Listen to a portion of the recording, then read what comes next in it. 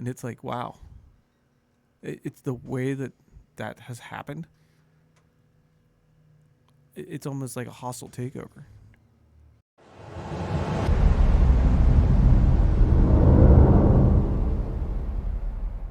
And like that's not the way we do business when we go into places. There's this idea of imperialism and going over and taking things over, but overwhelmingly as we enter into other countries, it's not cultural domination. We're not trying to completely change your way of life. We're trying to help elevate your current existence.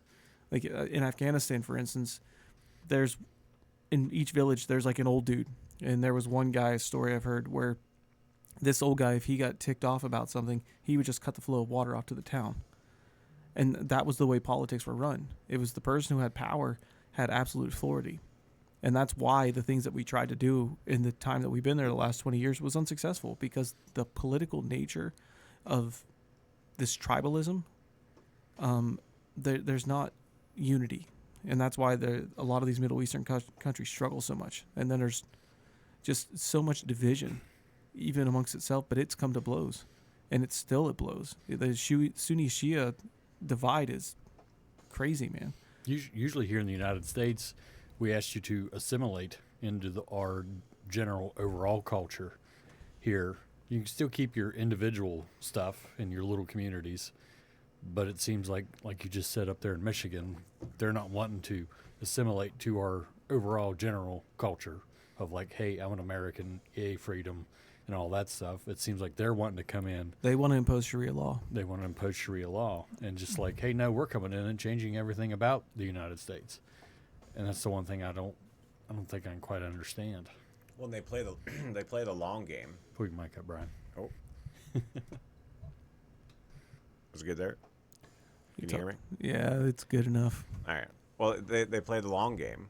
They come in and they're nice, and all of a sudden, when they get the numbers, then they show their true self, what their intent is. Yep, that all flows back. Sorry, I was looking up a little bit more from somebody a lot more educated on Hebrew than I am, and this flows all of this flows back into that Deuteronomy 32 kind of worldview. So let me read. So Michael, what's his last name?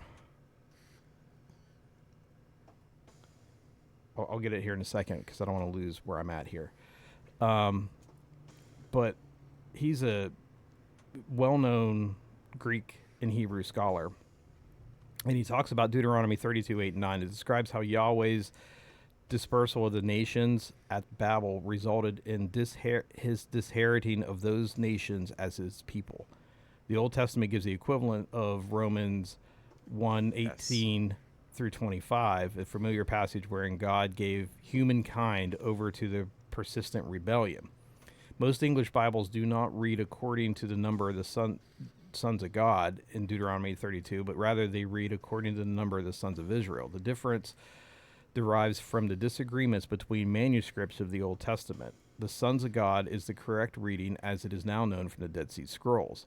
It is important to make no sense for God to divide. It would make no sense for God to divide up the nations of the earth according to the number of the sons of Israel if there was no Israel yet. As odd as it sounds, the rest of the nations were placed under the authority and members of Yahweh's divine council, which is in Psalms 82. Mm-hmm. The other nations were assigned to lesser Elohim as a judgment of from the Most High Yahweh. God decreed in the wake of Babel that other nations he had forsaken would have other gods besides himself to worship. It is though God was saying, if you don't want me and you don't want to obey me, I'm not interested in being your God. I'll match you up with some other God, basically, that you're interested in. And all the conversation you guys were having falls in line to that interpretation of Deuteronomy 32. Well, we were chatting last night and bringing this conversation full circle to current events about Ezekiel 33 and the implications of our current day that we're living in the days of Noah. Brian was sharing some stuff about that last night that was really interesting. You want to jump into some of that? Yeah. So, I'm trying to think.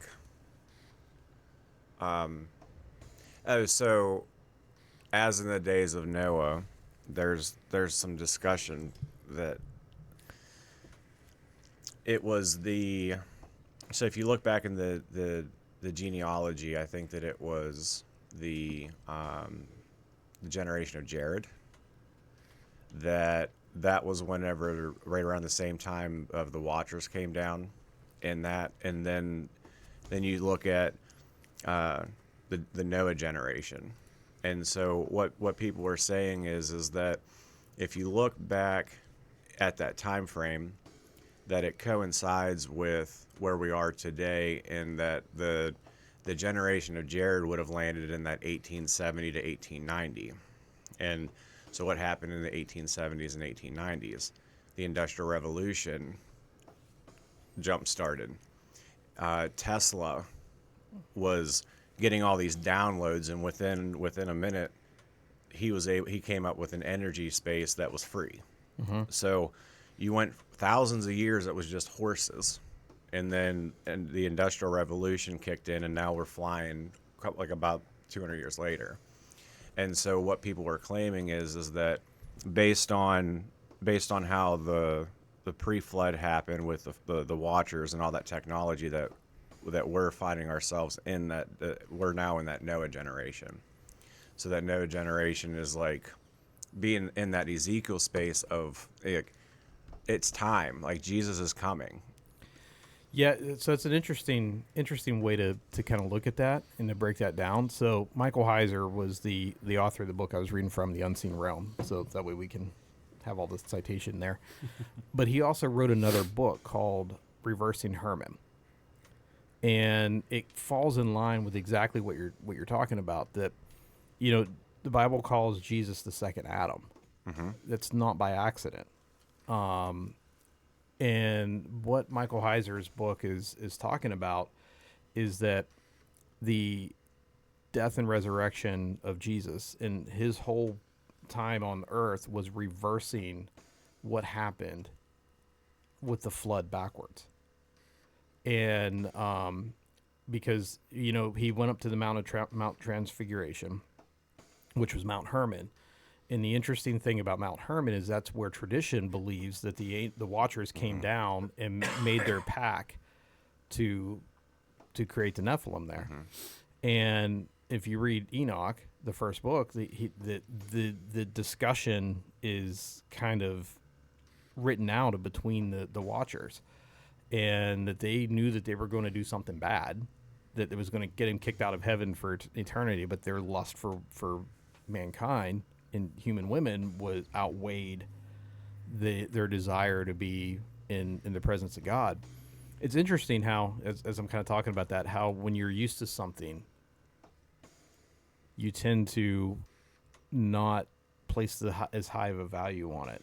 So if you think about just how we are here in West Virginia, we're used to seeing the mountains, and the average person doesn't place the value on what we actually have.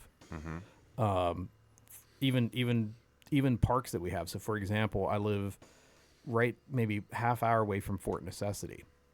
And up until 2 weeks ago, I'd never been to Fort Necessity.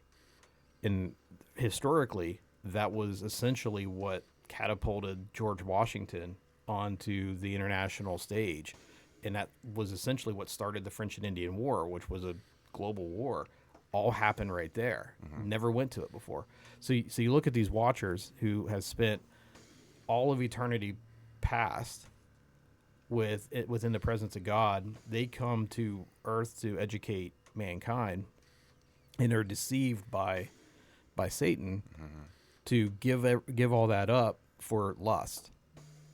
And then so from the Hermon, so according to Michael Heiser, sin that we know it today didn't originate in the garden. Sin that we know today originated with the Watchers on Mount Hermon. So Jesus does the Mount Transfiguration on Mount Hermon, where it's Moses and Elijah meet him on the top of the mountain there to talk. And at that point, he's reversing what happened.